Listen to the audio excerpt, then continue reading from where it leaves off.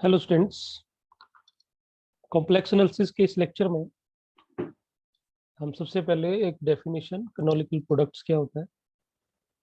So previous theorem में हमने ये देखो F of x F of Z को हम इस तरह से लिख सकते हैं व्हेन एफ ऑफ जेड जो हमारा इंटायर फंक्शन है और इसके पास जीरोज है।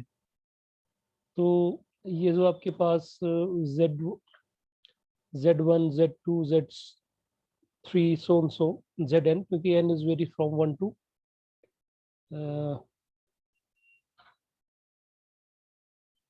n है और इसमें z raise to power m है, तो इसका मतलब z इक्वल टू 0 भी x का 0 है। तो इसको हम इस तरह से लिख सकते हैं जो हमने लास्ट जो थ्योरम है उसमें डिस्कस किया था।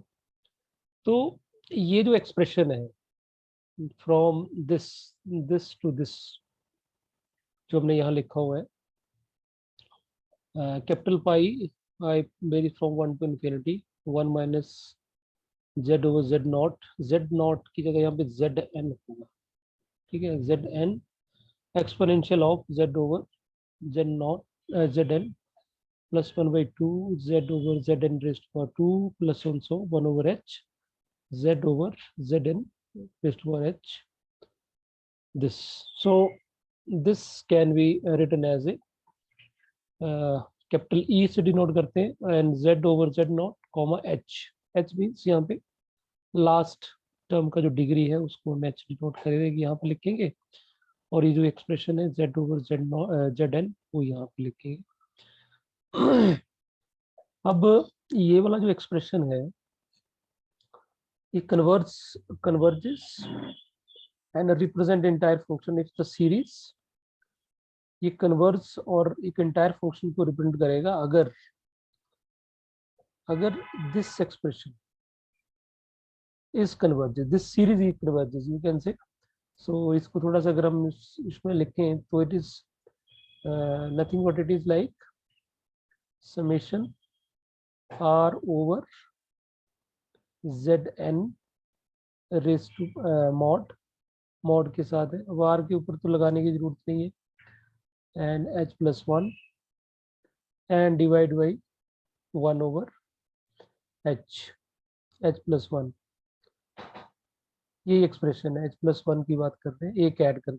ठीक, और यहाँ पे मॉड ऑफ जेड आर जब मॉड लिया तो उसका रेडियस ऑफ कन्वर्जेंस आर हो गया, इसकी बात कर रहे हैं। तो ऑब्वियस है ये एच प्लस 1 तो कन्वर्जेंस में कुछ नहीं करेगा, तो मेन चीज जो है कन्वर्जेंस में वो हमारे पास यही रहेगी z z n h plus 1 this one.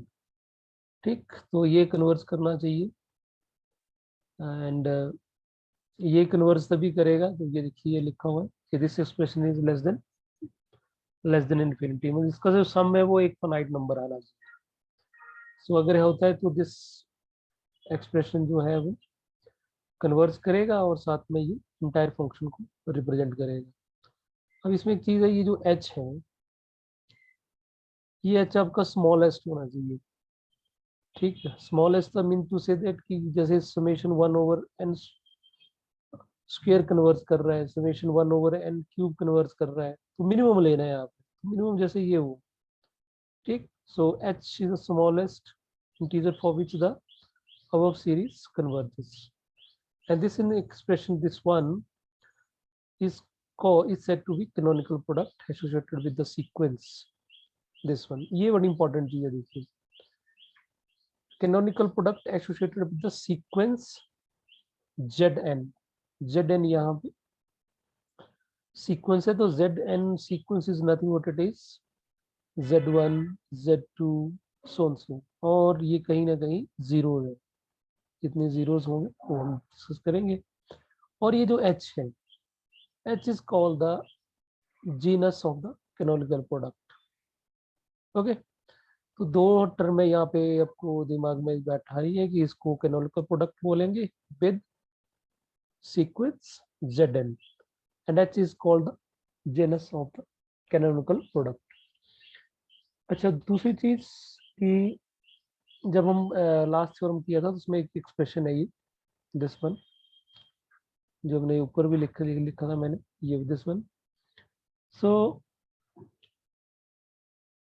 यहाँ पे जो g ऑफ z है, g ऑफ z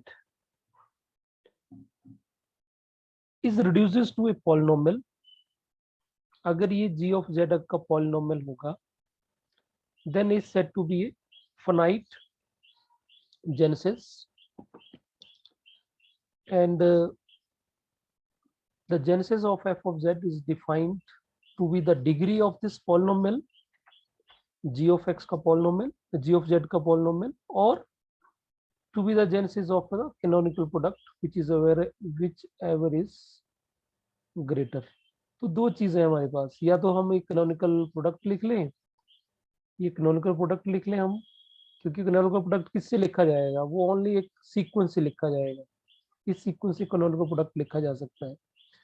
ठीक, और उसमें हम देख लेंगे कि कौन सी h की कौन सी वैल्यू ले जिससे कि जिसके लिए ये कन्वर्ज भी करे। और दूसरा हमारे पास ये आ गया,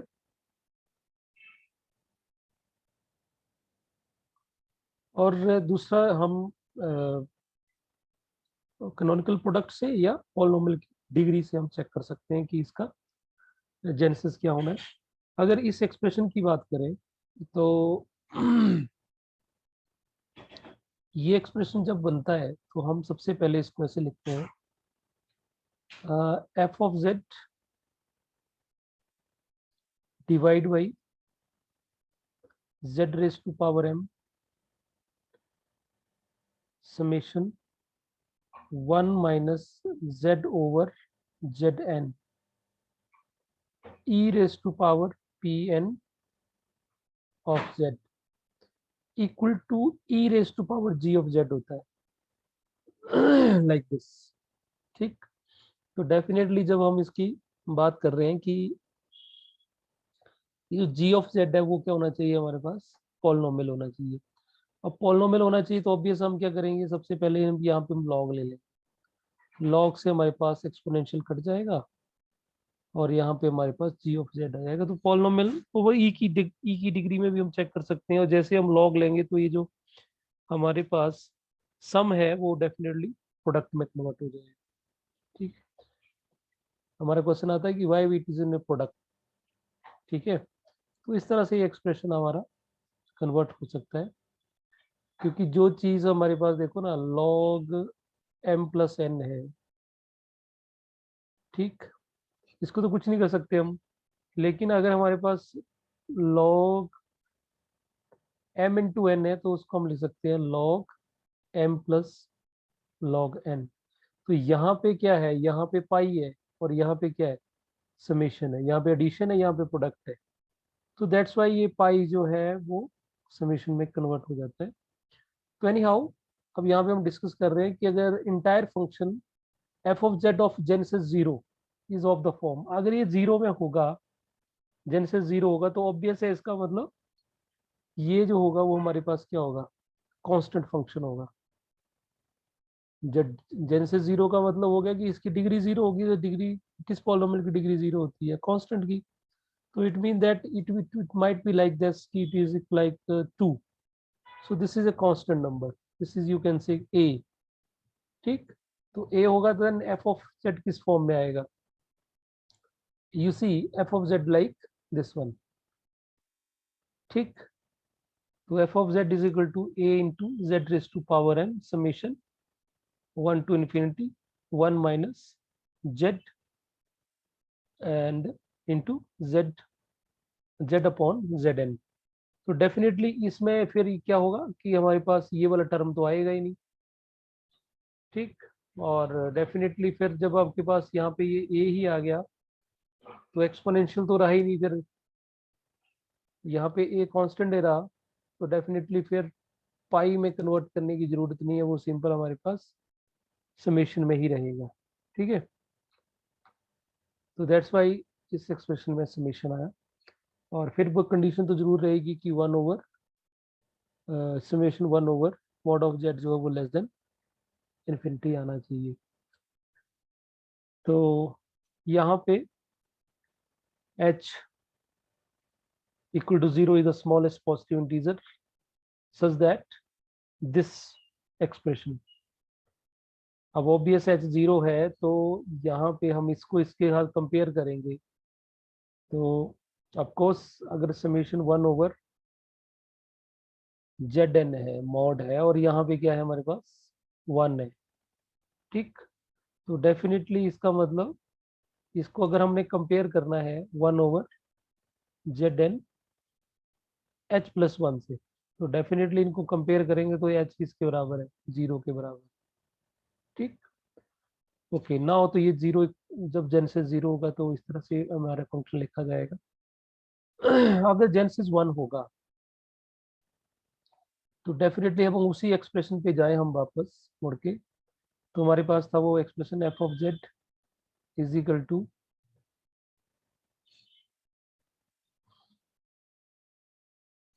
या हम यहाँ पे ही इस एक्सप्रेशन से ही चेक कर लेते हैं। ये एक्सप्रेशन है, ये देखो, जब जेनेसिस 1 होगा तो डेफिनेटली जी ऑफ जेड की जो डिग्री होगी वो 1 हो गई, तो इसका मतलब जी ऑफ जेड जो होगा वो कुछ पॉलिनोमियल होगा जिसकी डिग्री 1 होगी, तो वैन 1 होगी, साथ में कुछ कांस्टेंट हो सकता है यहाँ पे, ठीक। तो डेफिनेटली यहाँ से आप देख सकते हो, तो यहाँ पे हमने क्या लिख लिया, के इंटू जेड, बाकी तो एक्सप्रेशन सेम रहा, ठीक। उसके बाद अब हम इस एक्सप्रेशन की बात करें, इस एक्सप्रेशन की बात करें तो यहाँ पे हम बोल रहे हैं जेनेसिस 1 है, तो इसका मतलब इसकी जो हाईएस्ट डिग्री है यहाँ पे 2 है, यहाँ पे 3 होगी, तो हाईएस्ट डिग्री वाली टर्म यही रहेगी 1, ठीक। तो ये 1 होगा तो definitely e raise to power x p this, क्योंकि अगर हम ये वाले टर्म लेंगे तो फिर जेनेसिस 1 नहीं हो सकता, तो जेनेसिस 2 होगा, ठीक है, क्योंकि हमने क्या बोला यहाँ पे कि जेनेसिस 2 भी कैनोनिकल फॉर्म में या डिग्री ऑफ द पॉलिनोमियल में दोनों में से जो बड़ा होगा, तो दोनों हमने सेम रखनी पड़ेगी, ठीक। तो यहाँ पे भी वन यही टर्म आएगी और इसमें भी जी ऑफ जेड का जो डिग्री होगा वो भी 1 रखना पड़ेगा, सो दैट्स वाई इस फॉर्म सॉरी, तो इस एक्सप्रेशन में हमारे पास इस तरह से e raise to power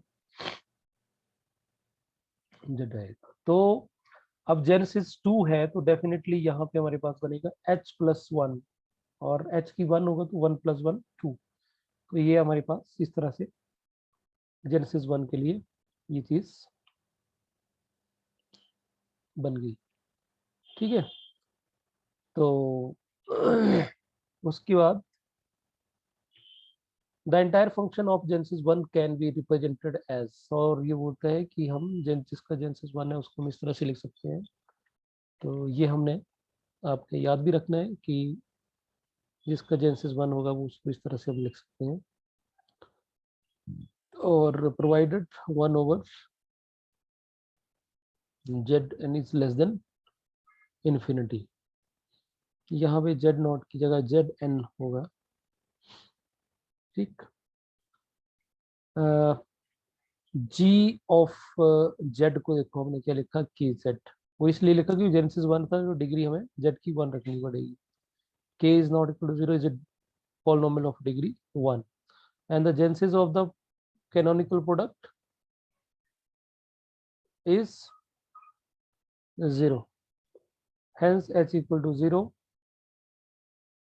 then 1 is greater than 0, therefore 1 is the genesis of f of z.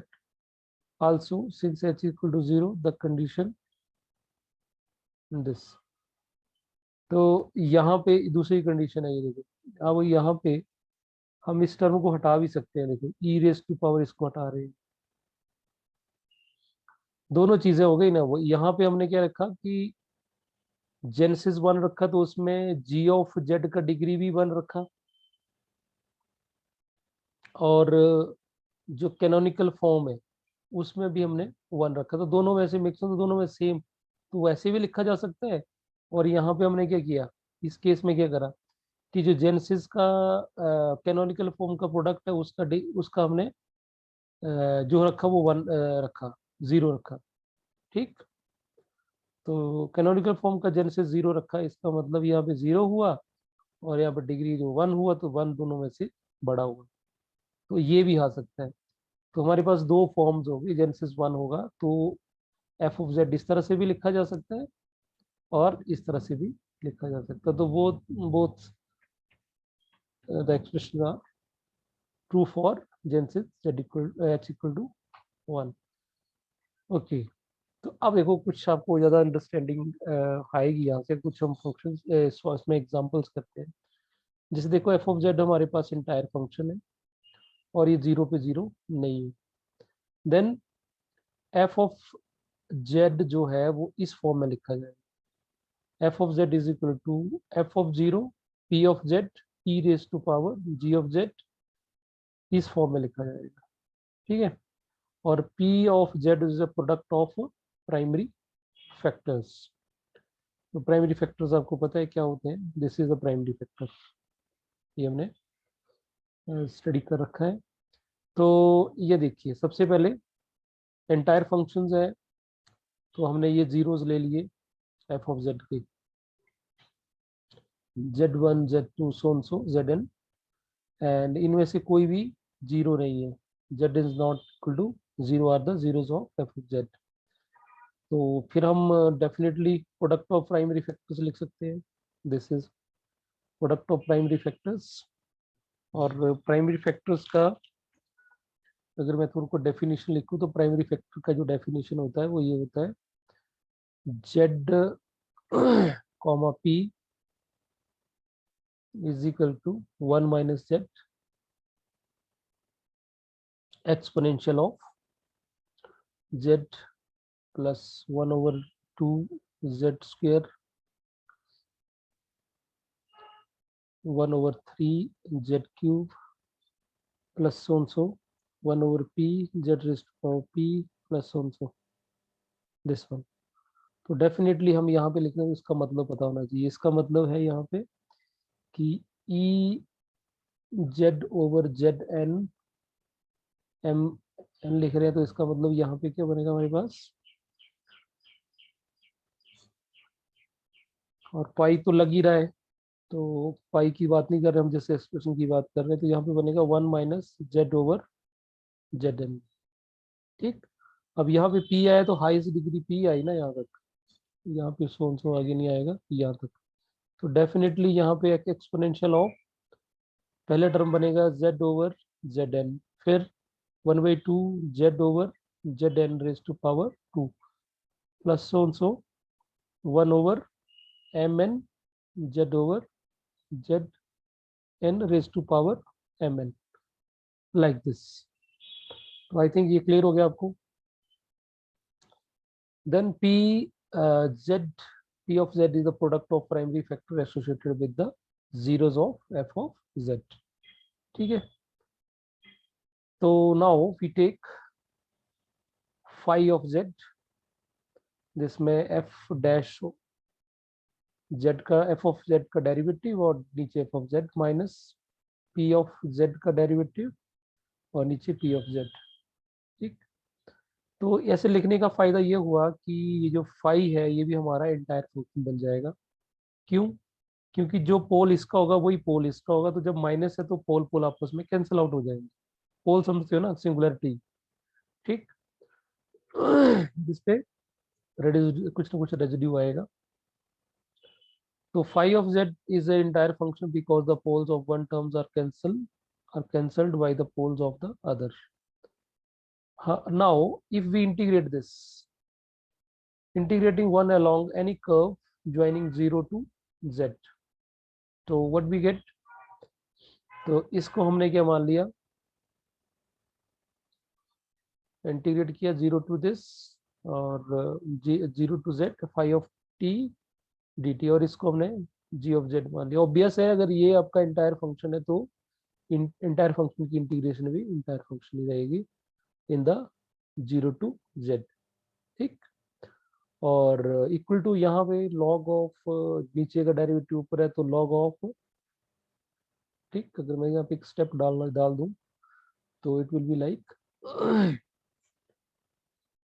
Integration 0 to z phi e d t, और यहाँ पे बन जाएगा f dash t over f t 0 to z dt, और यहाँ पे बन गया integration 0 to z p dash t over p t d T.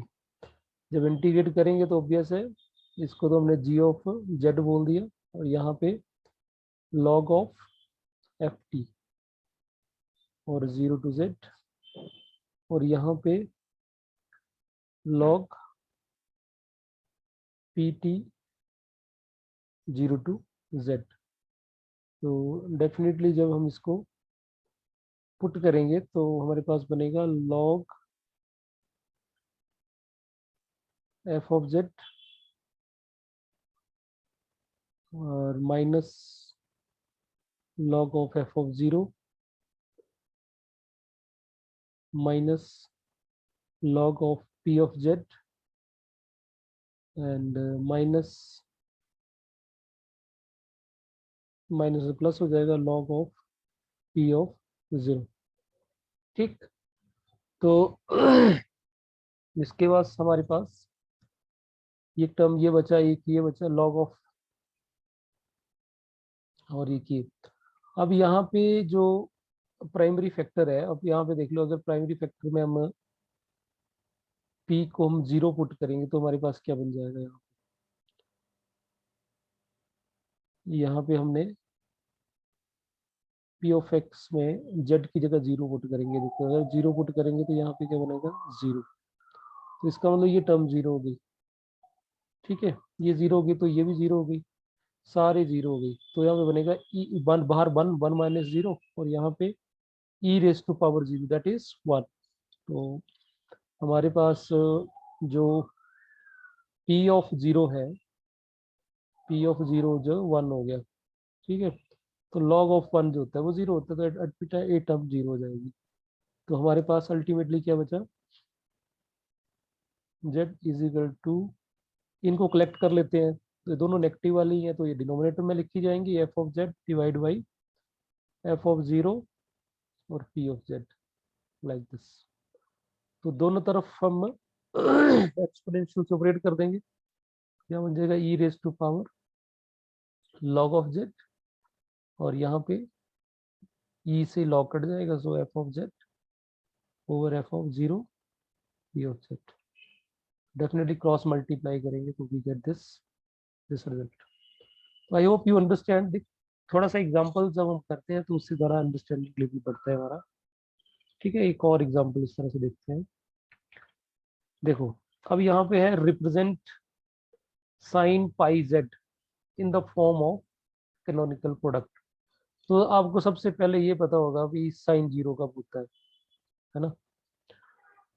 तो साइन 0 कब होगा, जब z की वैल्यू 0 होगी तो 0 पे 0 हो जाएगा, फिर पाई पे, फिर 2 पाई पे, 3 पाई पे होता है 0 पाई के मल्टीपल में। तो डेफिनेटली इसके जो जीरोस हुए वो क्या हुए, z इज इक्वल टू 0। ठीक है, plus minus 1, plus minus 2, plus minus 3, ऐसे ये सारे 0 हो गए। तो इसको मैं शॉर्ट फॉर्म में लिख सकता हूँ प्लस माइनस n, और n जो है वो 0 1 2 3 सुन से हो जाए। तो these are the zeros of this one. अब हमने genus, the genus of the canonical product is 1, because ये लिखना the series this is convergent, ये गलत है ना, ये हटा देते हैं यहाँ पे।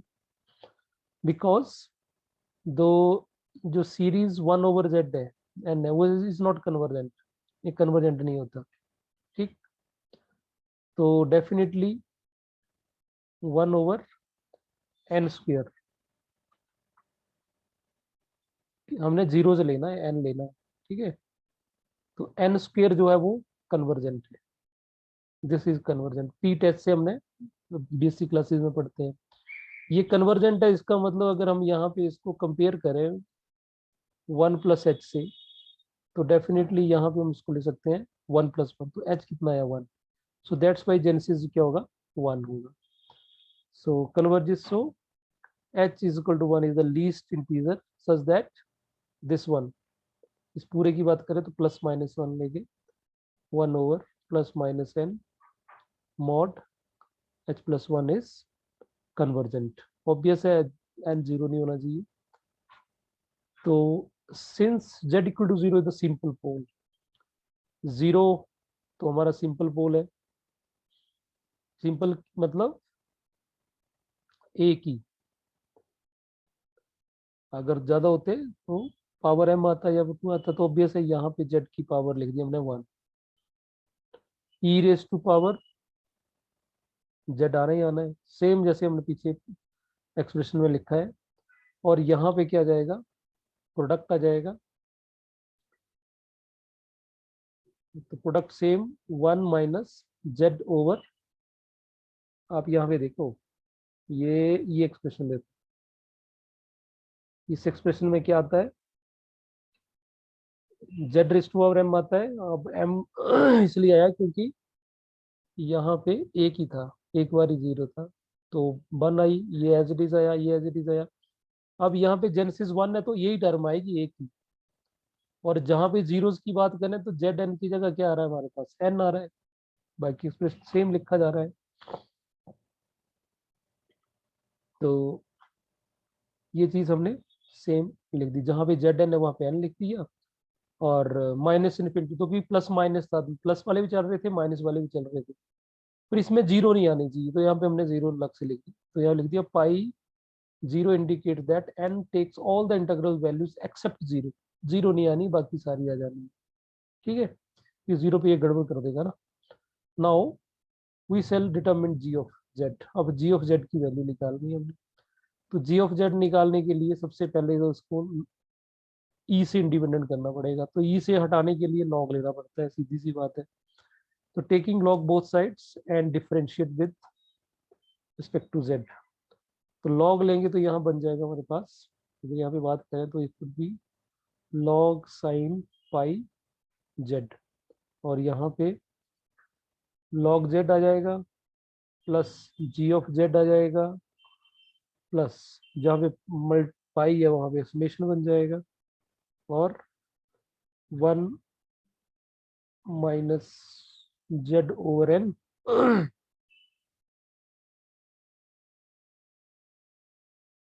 और यहाँ पे हमारे पास बन जाएगा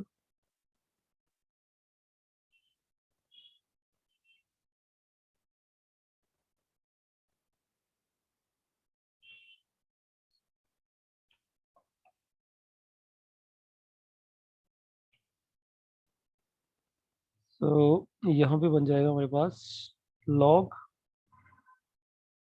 इस टर्म पे लॉग आएगा, और प्लस यहाँ पे जब हम लॉग लेंगे तो ई कट जाएगा, तो हमारे पास बच जाएगा जेड ओवर एन, ठीक है। फिर हम नेक्स्ट एक्सप्रेशन पे क्या करेंगे, डिफरेंशिएट करेंगे, तो इसका साइन का डेरिवेटिव क्या बन जाएगा, लॉग ऑफ साइन का बनेगा 1 ओवर साइन ऑफ पाई, और साइन का कॉस, तो कॉस ओवर साइन बनेगा, दैट विल बी कॉट, और पाई जेड है तो जेड पाई जेड का करेंगे तो पाई एक्स्ट्रा आएगा, पाई आ गया, इसका 1 ओवर जेड, और इसका डेरिवेटिव जी डैश आ गया, और इसका जब डेरिवेटिव करेंगे तो 1 अपॉन, एलसीएम ले लिया पहले इसने, 1 अपॉन करके ये आ जाएगा, फिर इसका जेड का 1 होगा तो 1 ओवर एन। तो हमारे पास अल्टीमेटली आगे देखिए एक्सप्रेशन बना, तो as we know that pi log cot pi z is equal to 1 over z plus, ये होता है, ये देखो कोई एक्सप्रेशन यहाँ पे अगर इसकी हम देखेंगे तो इस तरह से आएगा, तो ये एक्सप्रेशन और ये एक्सप्रेशन सेम होता है, इस क्लेमिंग लॉ की एक्सपेंशन देखेंगे तब हमें पता चलेगा ये, जैसे साइन की होती है ना एक्सपेंशन, तो कॉट की एक्सपेंशन इस तरह से होती है, तो यू कैन, ये हम जब हम 4 ईयर सीरीज इसमें करते हैं उसमें हम फाइंड आउट भी करते हैं इनको, तो आप इसको चेक कर सकते हैं, जैसे साइन की लिखते हैं ना हम, साइन ऑफ साइन की लिखते हैं, कॉस की लिखते हैं, टेंजेंट की लिखते हैं, तो कॉट की इससे मैच करेगी, तो बेस है ये और ये कट जाएंगे आपस में, तो हमारे पास जी डैश के बन गया, जीरो बच गया, तो जी डैश जीरो बचा तो डेफिनेटली जी जो होगा वो कांस्टेंट होगा, ठीक। और also sine pi z over z, तो डेफिनेटली पाई आएगा, therefore e raise to power e z जो बन गया हमारे पास पाई बन गया। ठीक है, तो इसका मतलब यहाँ से हमने ई रेस टू पावर, क्योंकि इस जेड को डिवाइड करा ना नीचे, हमने यहाँ पे नीचे जेड को नीचे कर दिया यहाँ पे, और जब लिमिट लगाई, जब लिमिट लगाएंगे तो ये तो खत्म ही हो जाएगा, कुछ नहीं देगा हमारे पास। हमारे पास क्या बचेगा, E raise to power this one. तो इसका मतलब जैसे जेड जीरो को टेंड करेगा तो ये जो चीज है वो, क्योंकि कांस्टेंट है तो कांस्टेंट फाइंड आउट करने के लिए कहीं ना कहीं तो फाइंड आउट करना पड़ेगा, तो z near to zero find out करना है, तो इससे लिमिट लगाया तो हमें पता है sine of theta over theta, अगर थीटा टेंड जीरो को टेंड करे तो वन आता है वो। ठीक है, अब यहाँ पे पाई है तो ऑब्वियस है यहाँ से पाई से मल्टीप्लाई करनी पड़ेगी, पाई से डिवाइड करना पड़ेगा, तो ये वन हो गया। यहाँ तो पाई लगा ही सकते हैं, तो पाई बच गया। और इससे यहाँ से ये ई रेस टू पावर इसके बराबर होना चाहिए, तो ये पाई आ गया, तो ultimately this is the expression. तो ब्यूटीफुल ब्यूटीफुल रिजल्ट देखो, साइन पाई जेड का एक्सप्रेशन इस तरह से होगा। Okay, so this is the example. देखिए वह एक और एग्जांपल है हमारे पास, construct the canonical product associated with the sequence of negative integers. Sequence of negative integers का मतलब क्या हुआ, -1 -2 -3, इसके लिए फाइंड आउट करना है हमने कैनोनिकल प्रोडक्ट। तो कैनोनिकल प्रोडक्ट तो आपको पता ही है, अभी हमने कैनोनिकल प्रोडक्ट की बात करी, तो कैनोनिकल प्रोडक्ट में हमें सीक्वेंस की जरूरत पड़ती है, तो यहाँ पे जेड एन जो है वो हमारा पास हो गया -n। तो h is the smallest integer for which, obvious है, ये आपको पता है कि 1/, ये चीज ही कन्वर्ज करती है, ये कन्वर्जेंट होती है, ये डाइवर्जेंट होती है। ठीक, तो माइनस तो कुछ करेगा ही नहीं, मेन तो पावर है, तो लोएस्ट डिग्री वाला जो है वो एन स्क्वेयर है। एन स्क्वेयर को जब हम स्क्वेयर को कंपेयर करेंगे 1 + h के साथ, तो ऑब्वियस है इसका मतलब h की वैल्यू 1 होगी। ठीक, तो यहाँ पे जेनेसिस जो होगा वो 1 होगा, h 1 होगा, because this converges, therefore 1 is the genesis of canonical product, hence the canonical product associated with the sequence, ये sequence आ गई of the negative is this। तो अगर ये जेनेसिस 1 है तो यहाँ पे हमारे पास ये टर्म बचेगी ई रेस टू पावर -z/n। ठीक, so obvious f of z is entire function with zeros of order 1 at this। अब z raise to power m में क्यों क्यों नहीं आया, बिकॉज यहाँ पे z रेस जीरो, तो n की वैल्यू जीरो तो है ही नहीं, तो z raise to power m वाला टर्म आया ही नहीं फिर। ठीक है, बाकी हमारे पास एक ही टर्म बचती है, तो यहाँ माइनस आता था या प्लस हो गया, क्योंकि -n है जेड एन की वैल्यू। बाकी ये टर्म तो आपके पास जेनेसिस 1 है, तो वन एक ही टर्म आएगी फ्रॉम दिस एक्सप्रेशन, यहाँ दिस वन एक ही टर्म आएगी, ई रेस टू पावर लिखा जा रहा है। ठीक है, और यहाँ पे कांस्टेंट ही बन जाएगा, उसको हम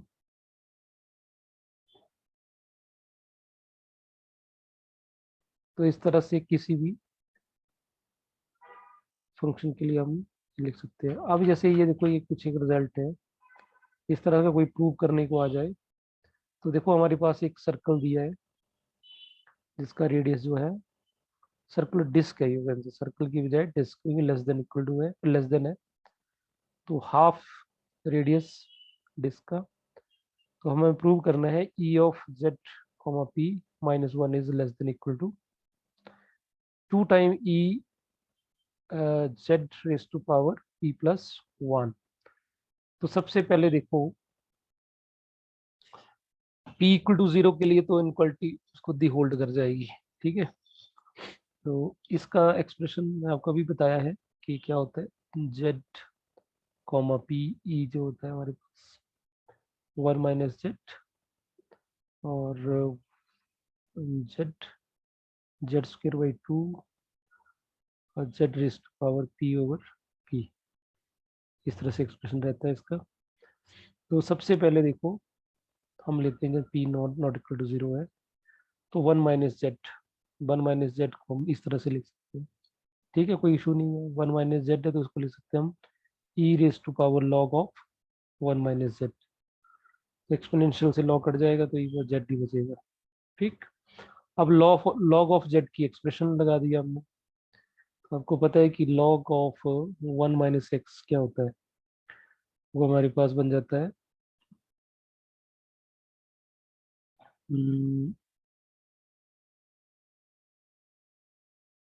x -x माइनस फिर -x² बाई 2 है ना, -x³ बाई 3, इस तरह से ही जाता जाता है। ठीक, तो माइनस यहाँ पे कॉमन निकाल लिया और ये एक्सप्रेशन लिख दिया हमने। ठीक, ये लॉग इसका लिख दिया वैल्यू और एक्सपोनेंशियल बाहर आ गया। तो नाउ अब हम अगर इस एक्सप्रेशन की बात करें तो दैट विल बी, ये एक्सप्रेशन हमने इसका यहाँ से ये लिख दिया 1 - z एक्सपोनेंशियल ऑफ 1 से लेके p तक z raise to power n over n। ठीक, ये एक्सप्रेशन देता है। अब इस एक्सप्रेशन में हमारे पास ये जो एक्सप्रेशन है ये वाला, इसको हम ऊपर से यूज कर लेंगे। ये नेगेटिव एक्स्ट्रा आ रहा है, ये नेगेटिव नहीं आना चाहिए, ये नेगेटिव नहीं आना चाहिए। इस एक्सप्रेशन में नेगेटिव तो कहीं आएगा ही नहीं। ठीक है, ये इस इससे इसका कोई लिंक नहीं है, तो ये चीज तो आपकी एक्सप्रेशन से आई है एज इट इज। अब इसकी वैल्यू हम यहाँ से पुट कर देंगे, तो दिस इज 1 - z, ये वाला एक्सप्रेशन अब यहाँ पे लिखा जाएगा। ठीक है, ये यहाँ से इसने गायब कर दिया, यहाँ पे बनेगा exponential 1 to p as it is, ये। ठीक है, अब दोनों को इसने मर्ज कर लिया। ठीक है, तो यहाँ से ये 1 से p तक जा रहा था। ठीक है, और यहाँ पे ये 1 से लेके इंफिनिटी तक जा रहा है। तो ये हमारे माइनस के है और ये हमारे प्लस के है, तो शुरू के कट जाएंगे सारे के सारे। मेरी बात फॉलो कर रहे हो कि अगर हम जब इसको, एक्चुअली ये ऐसे है ई रेज टू पावर, दोनों एक्सपोनेंशियल में है ना, ये भी एक्सपोनेंशियल में ये भी एक्सपोनेंशियल में है। तो यहाँ पे जो पहली टर्म आएगी वो आएगी -z, फिर आएगा -z² बाई 2 -z³ बाई 3, ऐसे ऐसे चलता जाएगा ये। फिर कहीं पे z raise to power p भी बनेगा, यहाँ पे पी आएगा, फिर -z raise to power p+1।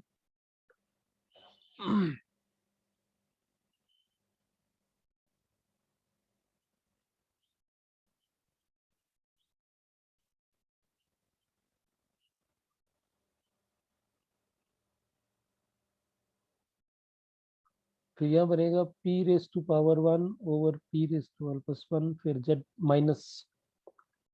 z raise to power p+2 minus 100। ये तो हो गया इस एक्सप्रेशन से। अब इस एक्सप्रेशन से क्या बनेगा ये बनेगा E raise to power z² by 2 z³ by 3 plus 100 p तक जाएगा ये। अब ऑफकोर्स दोनों का बेस सेम है और प्रोडक्ट में तो ऐड हो जाएंगे, तो ऐड हो जाएंगी तो इसका मतलब ये हुआ कि बेस सेम और ये ऐड हो जाएगा, यहाँ पे एडिशन का साइन आ जाएगा। ठीक, ये इससे कट जाएगा, ये इससे कट जाएगा, ये इससे कट जाएगा, यहाँ तक सारे कट जाएंगे, आगे के बच जाएंगे। तो आगे के बचेंगे, अब जो n चलेगा वो कहाँ से चलेगा, p+1 से। देखो n प्लस p+1 से चला, इन्फिनिटी तक गया, ये आ गया। ठीक है, तो finally what we get this one. तो दोनों तरफ माइनस कर दिया, -1 कर दिया और मॉड ले लिया। ठीक, तो मॉड में ऑब्वियस है यहाँ पे लेस देन इक्वल टू आ गया और ये माइनस आपको मॉड अंदर चला गया। ठीक, तो इस तरह से ये चीज लिखी गई।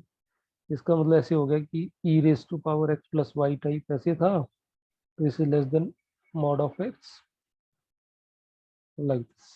ठीक है,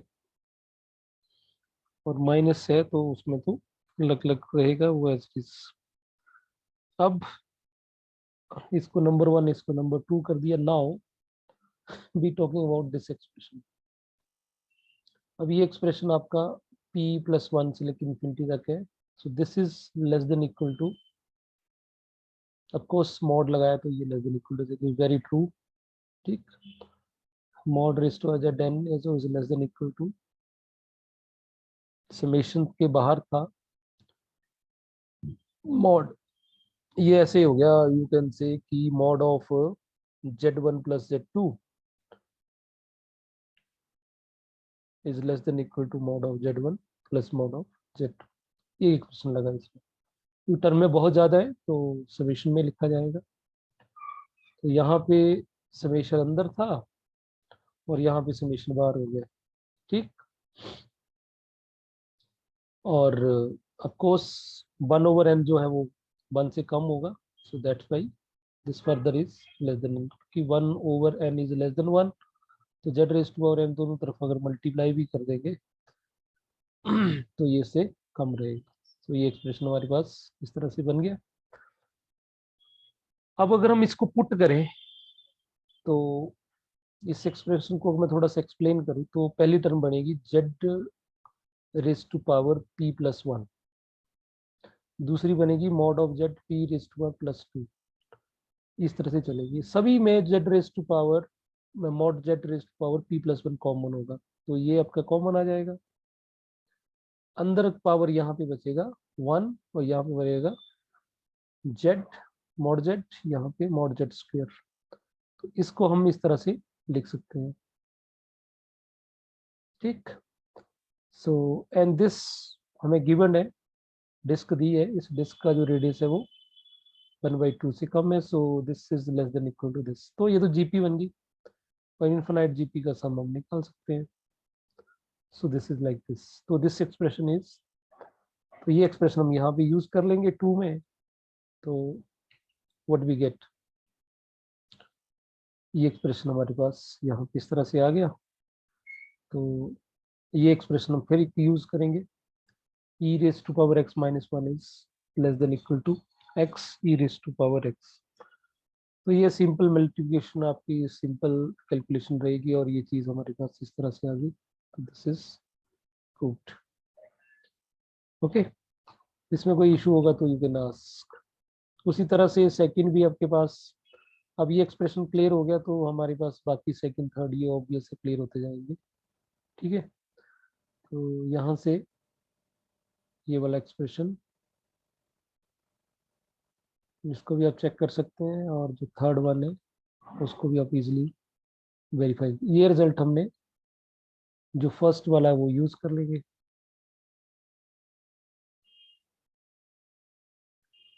क्योंकि हमारे पास a माइनस बी जो less than a mod plus b होता है, बट ये आपके पास mod a minus mod b से बड़ा होता है, तो ये एक्सप्रेशन यहाँ पे यूज हुआ। ठीक है, सो आज के लिए इतना काफी है, बाकी कुछ एक एग्जांपल्स और हैं इनको हम नेक्स्ट लेक्चर में डिस्कस करेंगे, एंड जेंसन और पॉइजन जेंसन फार्मूले भी हम डिस्कस करेंगे। So that's all for this lecture, thank you. और इस एक्सप्रेशन का आप स्नैपशॉट ले सकते हैं और इसको आप डिस्कस करना हो तो आप यू कैन डू।